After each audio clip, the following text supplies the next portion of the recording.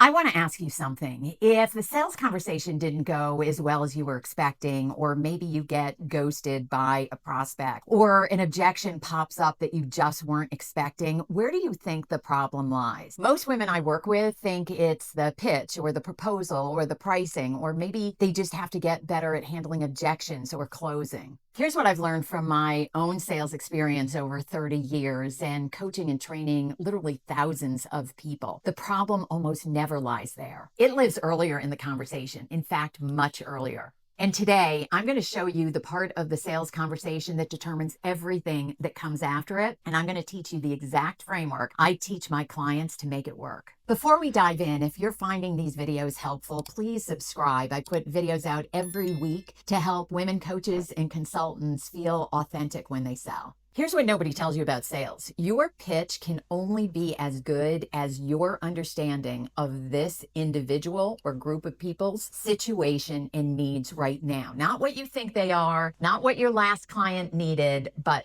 this particular situation and what they need right now. Most women coaches and consultants skim the surface on this. They ask general questions, they get a general understanding of the needs, and then they pitch their offer and it falls flat. Not because the offer was wrong, but because they failed to connect their offer with the actual buyer's specific needs. Think of it like hiring an architect to build your home. If he doesn't ask the right questions and if he doesn't understand exactly how you live and what your dreams are for this home, he can build a beautiful home that is technically perfect, but you won't fall in love with it and you won't see yourself in it. The best architects ask so many questions that by the time the presentation comes and you're looking at the plan, you are like, oh my gosh, he has just totally read my mind, and you have fallen in love with it before he even finishes the presentation.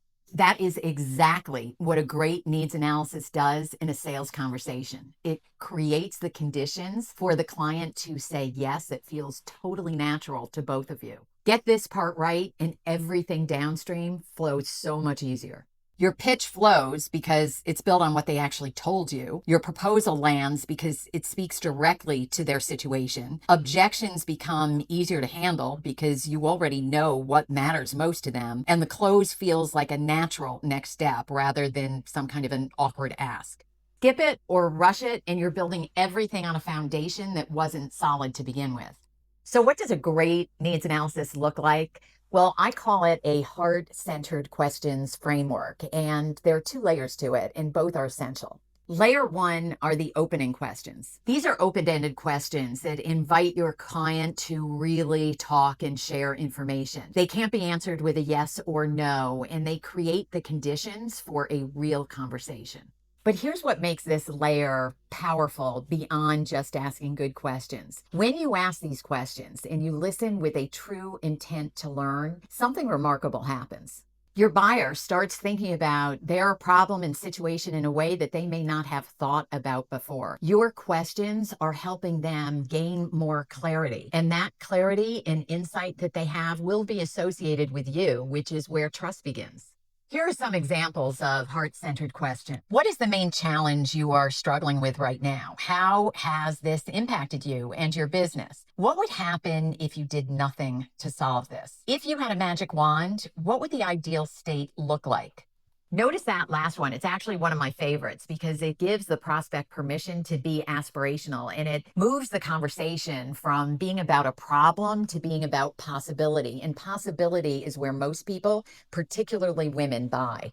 Layer two are the follow-on questions. This is where most people stop, and it's exactly where the best sales conversations begin. Anyone can ask those first open-ended questions, but the real skill comes in those follow-on questions, the second or third or fourth question after that first one that signals genuine interest that cannot be manufactured. Now, follow-on questions obviously are specific to what your client just said, but here are some examples. You mentioned urgency. Can you say more about that? What's actually driving it? When you say things haven't worked well in the past, can you tell me more about that? You've talked a lot about the ideal state. What are the consequences if you don't get there? That last question is particularly powerful in a B2B situation because you're helping them to think through the risk. And that risk is going to provide ideal context when it's time for you to present the investment. The follow-on questions, that's where the gold is. So you don't want to skip them and you don't want to skim over them. If when you're listening to this, you're thinking, my sales conversations could use some work, schedule a call with me. The link is below. I want to share a moment from a client that shows you what this looks like in practice. Erin had posted in our community the following after a sales conversation with a client. I heard your voice in my head the whole time saying the most important thing is not the sale. It all flowed so naturally and authentically. I felt like a really courageous version of myself, leaning in to be with the client during her moments of hesitation rather than shying away. She signed on for a year-long contract. That is what the heart-centered questions framework does. It allows you to show up as your best self in the most important conversations in your business. Here's the reframe I'd like you to take away from this video. Selling is not performing, it is understanding. When you walk into a sales conversation trying to impress someone, say the right thing, hit the right notes, land the perfect pitch, you're in your own head. And when you're in your own head, you can't be present with the person that you're in the room with. When you walk in genuinely curious about their situation and you're committed to understanding before you speak, everything changes. You are present, and presence is what makes people trust you. Always Be Serving starts here.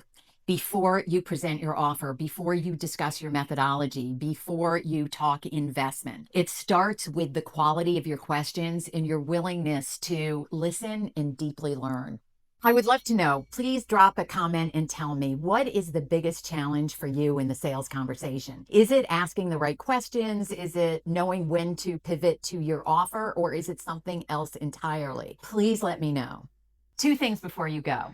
Please hit the subscribe button if this content is resonating with you. I have new videos coming out every week. Secondly, if you would like to have a conversation about upscaling your sales conversation, schedule a call with me. The link is below. And I'll see you on the next one.